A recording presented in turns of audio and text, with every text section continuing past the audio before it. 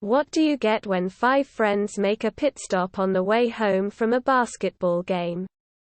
Nothing. Apparently. Because they disappeared. Never to be seen from again.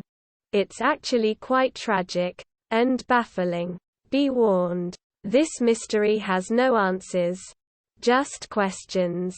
The 5 men and the disappearance. The 5 friends were Jack Hewitt, 24, Gary Mathias, 25, William Sterling, 29, Jack Madruga, 30, and Ted Vire, 32.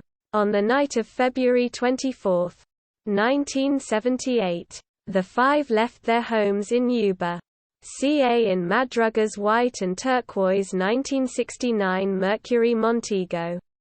Their destination was a basketball game in Chico, CA between UC Davis and California State University, Chico. They were avid basketball fans, often gathering together to watch or play basketball.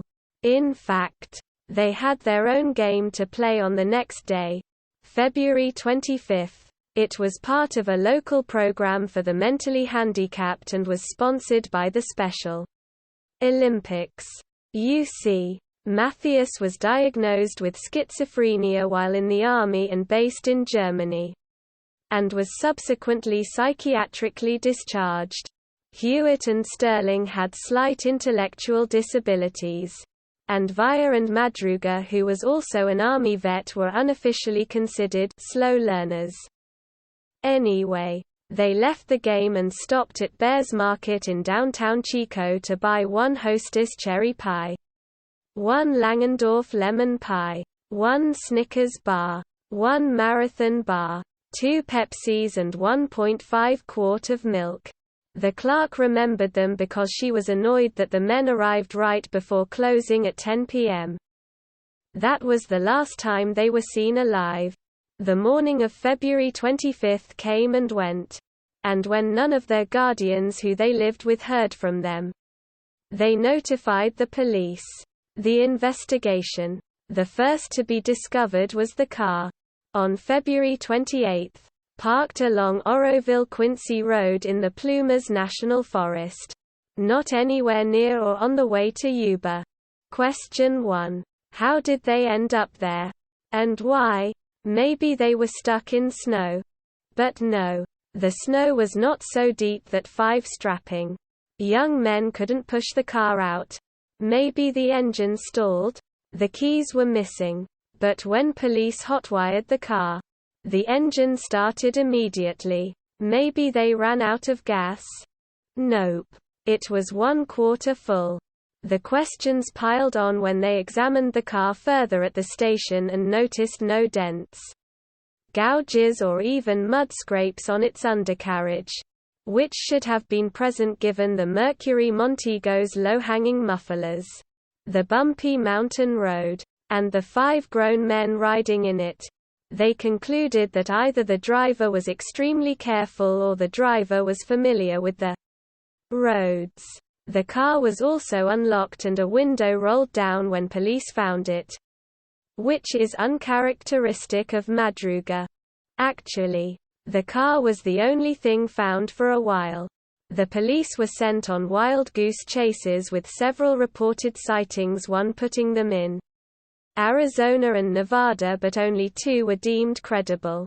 First, Joseph Shawns, who had indeed gotten stuck in the snow on the night of February 24 about 150 feet up the road from where the Mercury Montego was found, was experiencing a mild heart attack while attempting to free his car. He went back in the car, kept the engine running to provide heat and lied there, waiting for the pain to pass. Around midnight, he saw headlights coming up behind him and he saw the car park. Headlights on and a group of people around it, one of which looked to him like a woman holding a baby. Question 3. Who the heck was holding a baby? He called for help and received an icy response. They stopped talking and turned their headlights off. Later, He saw lights from flashlights and received the same cold response when he called out for help. In the early morning, when his car ran out of gas and his pain subsided, he walked 8 miles down the road to a lodge that he had passed the day before. When the manager drove him home, they passed the abandoned Mercury Montego at the point where Shawns had recalled hearing the voices. Hours before. Second. A store clerk about 30 miles from where the car was found told deputies that 4 men matching their description from the flyers the families had posted had stopped by the store in a red pickup truck. 2 days after the disappearance, the store owner corroborated her account, but nothing came from it. Question 46. Were those the same men? If so, who was missing? And how did they get the red pickup truck? Bodies discovered. Maybe something foul was afoot? But alas, no. Unless you meant the smell.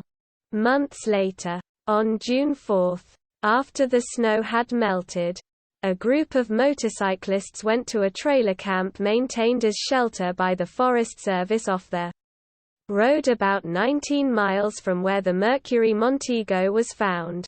The trailer's window had been broken, and when they opened the door, the odor of decay overwhelmed them. The body was later identified as Via's. The next day, searchers found remains belonging to Madruga and Sterling on opposite sides of the road about 11 miles from where the car had been.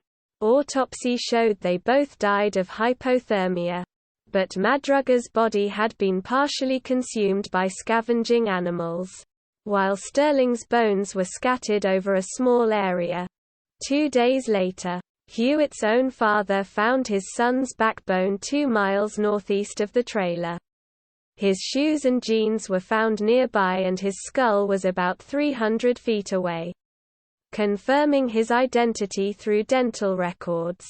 Hewitt too succumbed to hypothermia. That's 4 out of the 5 men. The 5th man, Matthias, was never found, dead or alive. Theories. So, what do you think? Was there foul play, or did a drive take a wrong turn? Investigators still have no idea what exactly happened to the 5 men. Why they ended up near the forest. Why they left the car on foot. And what happened after they left the car and how long they had been dead. The prevailing theory is that they left the car and followed a trail made by a Forest Service snowmobile the previous day in the direction of the trailer camp, hoping to find shelter nearby. Madruga and Sterling succumbed to hypothermia about halfway there, while the other 3 made it to the trailer, only to find it locked. So they broke a window to enter. Here comes the sad part. They probably thought they would be found soon, and since they were literally breaking and entering, they may have feared arrest for theft if they used any of the stuff there. And there were enough food stuff in the trailer and in a storage shed outside to sustain 5 grown men for a year. A butane tank, and a fireplace with matches and paperback novels to use as kindling to keep warm, all of which remained unused. But they probably stayed in that trailer for 3 months. Based on Via's beard length and his drastic weight loss, the theory posits that after Via died, Hewitt and Matthias attempted to return to civilization by foot and met their fate. Maybe Matthias made it. Maybe not. All we know for sure is that his shoes were found in the trailer, and he probably took Via's shoes. Since those could not be found, an anticlimactic ending to a question-filled mystery. Anyway, I didn't even cover all the speculative evidence found, like the gold watch without its crystal. You can learn about the disappearance in detail below at one of the links.